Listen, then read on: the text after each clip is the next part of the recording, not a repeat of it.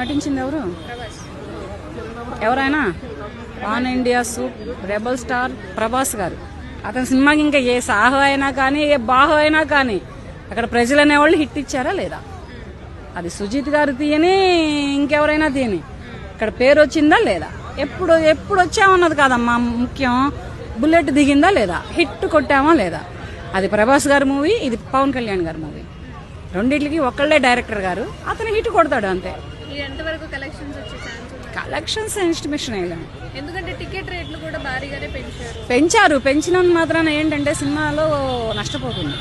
ఎందుకంటే పేదవాడు middle class వాడు గబుకు మన థియేటర్కి వెళ్ళి సినిమా చూడలేదు. ఇక్కడ చాలా వరకు నష్టపోతుంది సినిమా ప్రపంచం.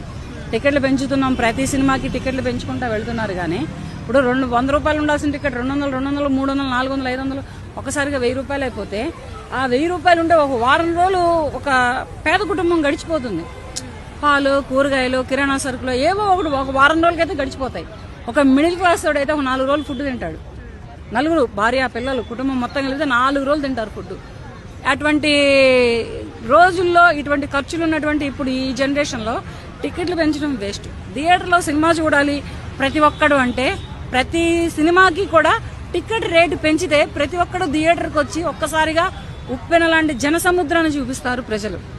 అభిమానులు అనేవాళ్ళు జనసముద్రాన్నే చూపిస్తారు.